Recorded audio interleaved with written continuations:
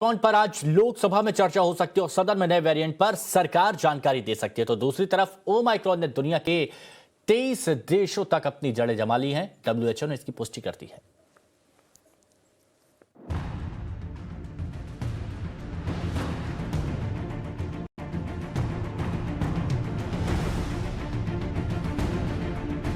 सात दिन 23 देश।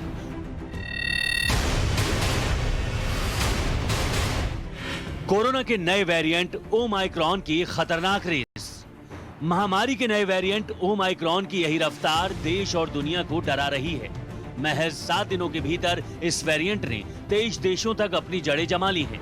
यह आंकड़ा लगातार बढ़ता ही जा रहा है।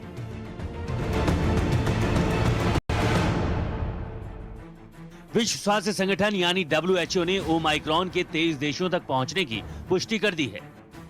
ब्रिटेन में बुधवार को इस वेरिएंट के 9 नए केस रिकॉर्ड किए गए, जिसके बाद यहां ओमाइक्रॉन के कुल केस 32 तक जा पहुंचे हैं। इसके साथ ही दक्षिण कोरिया में भी ओमाइक्रॉन के 5 केस दर्ज किए गए हैं। नॉर्वे में पहली बार एक साथ वेरिएंट के 2 केस सामने आए हैं। अब आपको एक मैप के जरिए ये भी दिखा देते हैं कि कोरोना का ये नया वेरिएंट किन देशों तक फैल चुका है और कहां इसके कितने मामले हैं।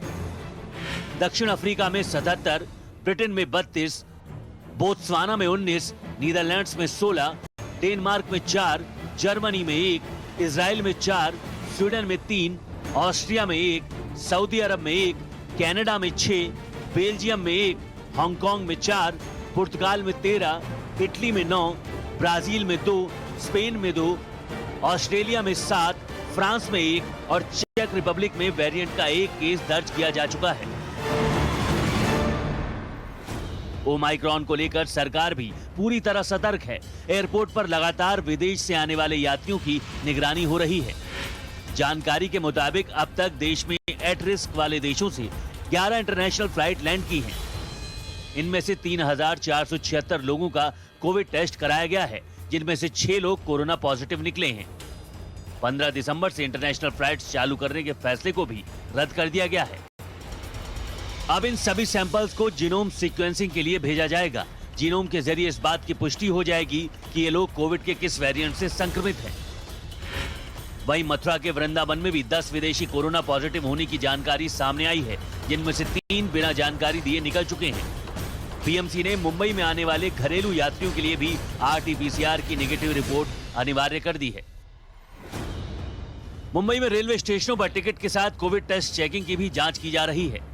नए वेरिएंट के खतरे के बीच सीरम इंस्टीट्यूट ने बूस्टर डोज के लिए DGCI से परमिशन मांगी है। सीरम इंस्टीट्यूट ऑफ इंडिया ने देश में वैक्सीन के पर्याप्त स्टॉक और कोरोना वायरस के नए वेरिएंट को देखते हुए कोविशील्ड के बूस्टर डोज के लिए भारत के ड्रग रेगुलेटर की मंजूरी मांगी है।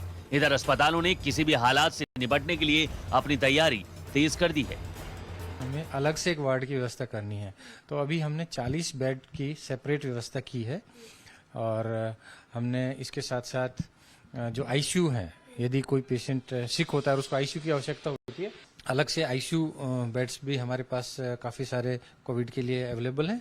और इसके साथ साथ comprehensive testing, diagnostic facility, treatment facility, वो सब हमारे पास यहाँ लोकनायक में है। और हमने अलग से जो हमारे हेल्थ केयर वर्कर हैं उनको अलग से हम ट्रेनिंग भी दे रहे हैं कि how to handle such cases. Countries में बूस्टर डोज वेस्टर्न वर्ल्ड में, अमेरिका में, यूरोप में दे रहे हैं, पर हेल्थ केयर वर्कर्स के लिए अलग से, क्योंकि रिस्क ज़्यादा है, तो अभी जो एक्सपर्ट ग्रुप है वो निर्धारित करेगा। वो इसमें डिटेल गाइडलाइन अभी जो आएंगी उसको हम फॉलो करेंगे। नए वेरिएंट के खतरे को देखते हुए कई देशों ने ट्रैवल बैन कर दिए हैं, तो कई देशों ने बाहरी लोगों के लिए अपने बॉर्डर बंद कर दिए हैं। केंद्र सरकार भी लगातार हालात पर नजर बनाए हुए है और नए वेरिएंट के खतरे से निपटने के लिए पुख्ता तैयारियों में जुट गई है। दिल्ली से हर्षा चंदवानी के साथ ब्यूरो रिपोर्ट, टाइम्स नाउ, नव भारत।